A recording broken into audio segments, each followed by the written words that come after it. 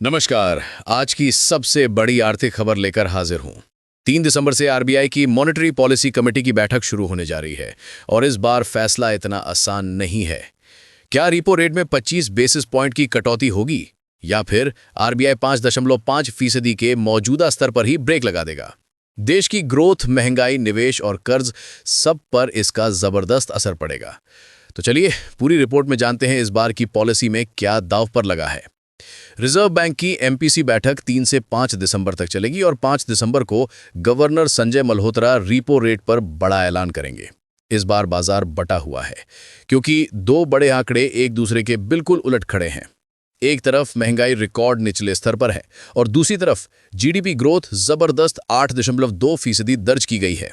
इसी वजह से आरबीआई के सामने इस बार का फैसला सबसे चुनौतीपूर्ण बन गया है। कटौती के समर्थन में कौन कौन? सबसे पहले बात करते हैं उन विशेषज्ञों की जो दिसंबर में 25 आधार अंक कटौती को सही कदम मानते हैं। क्रिसिल के चीफ इकोनॉमिस्ट धर्मकीर्ति जोशी का कहना है, अक्टूबर में सीपीआई इतनी नीचे आ चुकी है कि आरबीआई के पास अब कटौती का पूरा स्पेस है। ग्रोथ मजबूत है, महंगाई काबू में है, तो नीति नरम करने का ये सही मौका है। एचडीएफसी बैंक की रिपोर्ट भी यही संकेत देती है। रिपोर्ट के अनुसार इस साल ग्रोथ उम्मीद से ज्यादा और महंगाई उम्मीद से कम रही है। दूसरी छमाही में कुछ जोखिम जरूर हैं, लेकिन वित्त वर्ष 27 की तीसरी छमाही तक महंगाई 4% से नीचे रहने की संभावना है। इसलिए 25 बेसिस पॉइंट कटौती की गुंजाइश साफ दिखाई देती है। हाउसिंग सेक्टर के जाने माने कारोबारी अशोक कपूर भी कटौती के पूरी तरह पक्ष में हैं। वे कहते हैं, महंगाई इतनी कम हो चुकी है कि आरबीआई के पास पूरा स्पेस है। पहले की 100 बेसिस पॉइंट कटौती और जीएसटी राहत से रियल एस्टेट सेक्टर पहले ही रफ्तार पकड़ चुका है। नई कटौती से बिक्री और तेज हो सकती है। लेकिन रुकने की सलाह देने वाले भी कम नहीं। बैंक ऑफ बड़ौदा के चीफ इकोनॉमिस्ट मदन सबनाविस का कहना है, नीति हमेशा आगे की सोचकर बनाई जाती है और आने वाले महीनों में महंगाई फिर से 4% के ऊपर जा सकती है।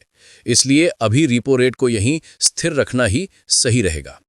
आइक्रा की चीफ इकोनॉमिस्ट अदिति नायर भी यही मानती हैं। उनका कहना है, जीडीपी ग्रोथ इतनी मजबूत है कि अभी कटौती की कोई बड़ी जरूरत नहीं है। महंगाई नीचे आने के बावजूद आरबीआई जल्दबाजी में फैसला नहीं लेगा। एसबीएम बैंक के हेड मंदार पितले की दलील और भी अलग है। वे कहते हैं, देश के बैलेंस ऑफ पेमेंट को सपोर्ट करने के लिए ऊंचे ब्याज दर जरूरी है। अगर दरें घटी तो लोग बैंक डिपॉजिट से पैसा निकालकर दूसरी जगह लगा देंगे, जिससे जमा पर दबाव बढ़ जाएगा। इसी बीच एसबीआई की रिसर्च रिपोर्ट कहती है कि ऐसे समय में जब ग्रोथ इतनी मजबूत और महंगाई इतनी कम है, आरबीआई को आगे की राह पर मार्केट को एक साफ संकेत देना होगा। फिलहाल न्यूट्रल पॉलिसी स्टैंड बने रहने की उम्मीद है। आगे क्या संकेत? ज्यादातर विशेषज्ञ मान रहे हैं कि भले दरें कटें या ना कटें, गवर्नर का टोन इस बार थोड़ा डविश यानी कटौती की ओर झुका हुआ रह सकता है। लिक्विडिटी को लेकर आश्वासन मिलने की संभावना है। साथ ही आगे ग्रोथ पर निर्भर कुछ और कटौती के संकेत भी मिल सकते हैं। तो दोस्तों, आरबीआई के इस पॉलिसी से घर की ईएमआई से लेकर बिजनेस लोन तक सब कुछ बदल सकता है। 5 दिसंबर का फैसला देश की अर्थव्यवस्था के लिए बेहद अहम होने वाला है। यहां से बाजार की दिशा तय होगी और निवेशकों की रणनीति भी। ऐसी ही बड़ी आर्थिक खबरें सबसे पहले पाने के लिए चैनल को लाइक करें, शेयर करें और सब्सक्राइब जरूर करें। मैं आपका होस्ट फिर मिलूंगा एक नई रिपोर्ट के साथ।